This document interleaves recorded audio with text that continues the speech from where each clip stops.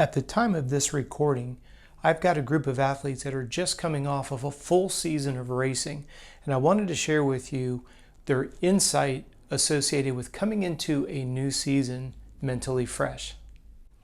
If you have followed me for any period of time, you know I'm a big advocate of periodization, taking a 12-month calendar and breaking it down into preseason, pre-competitive, competitive, and the off-season. And the off-season is the part that most people want to beat up, and I understand why. When you look at moving into an off-season, it seems counterintuitive that all year long you've built this speed, you've built this endurance, you've got a good level, you've got a good foundation of strength, sprint speed, everything is firing on all 8 cylinders. And then the race season comes to an end, and then you have a physiologist like myself that says, hey, we're going to go ahead and pull the parachute, and we're just going to take 4 to 6 weeks off and let you mentally and physically recover. I get it. It's going to be a little bit frustrating because you're firing on all 8 cylinders, and it seems counterintuitive, as I teased. Well, what would be the benefits of taking an off season? Well, the hard part is you're not going to see the benefits of it until next season. I want you to think about let's say, just go with me here hypothetically, let's say that you lean in on this and you give me 4 to 6 weeks of an off season. That doesn't mean you lay around and get lazy.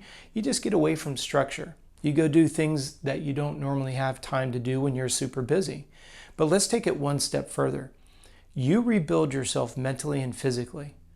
The first thing that you're going to notice is towards the end of those 5 to 6 weeks, your hunger to get back to training again is going to be at an all-time high. Now, I want you to think about that mental mindset, ironically, right in the middle.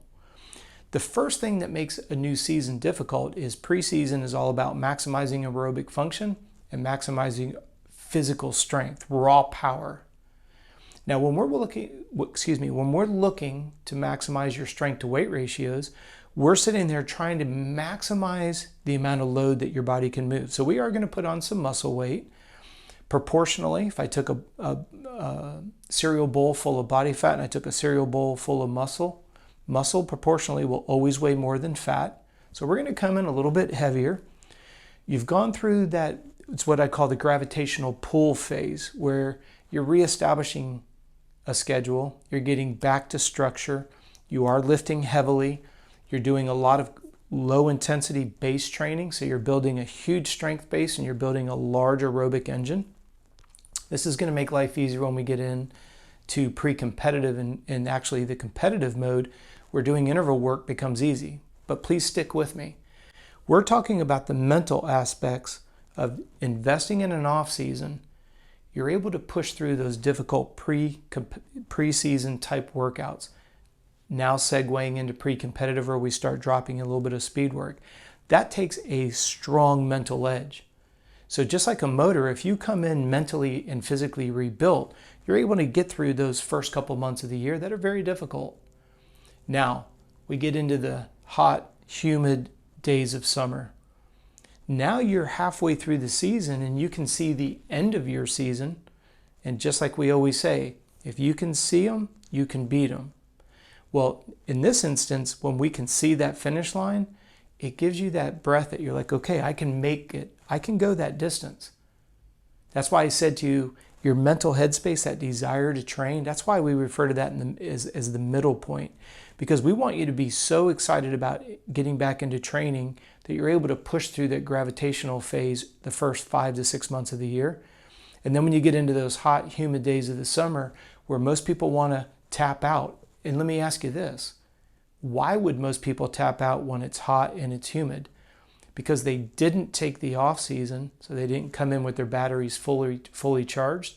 So they just slowly start to fade away. They mentally and physically start to break down because they haven't taken any time off.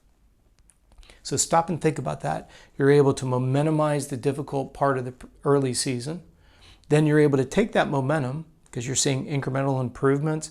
It's a little bit easier to go faster because you have a big aerobic engine, a big strength base. And then when you can smell and you can see and feel that finish line is coming, you're able to carry that momentum the second half of the year. That's how you build a champion. That's how you build a repeat champion. And that's what I want to leave you with on this conversation that we had, I understand, and I'm not immune to it. I know, as I said at the onset of this conversation, it's hard to pull the parachute when you're in your best shape of maybe this past year or even the last couple of years. But this is what we refer to as the catapult effect. When we're wanting you to elevate your speed, your strength, your endurance, your lactate tolerance, when we're trying to elevate your strength to weight ratios, your strength to flexibility ratios, and all of the things that are relative for incremental improvement, you've got to take that off season. And the only time you're going to have confidence in it is after you see the benefits of it this next year. And that obviously takes a lot of blind faith. So I appreciate you taking the time to watch and listen to this video today. If you haven't liked and subscribed, please do so. We're putting out a video every day and we're answering your questions. So if you have one, please be comfortable sending us any question that you may have. contact@coachrob.com. We'll be happy to convert it into a video so everybody in the YouTube world can benefit. Again, thank you for your time and I look forward to seeing you tomorrow.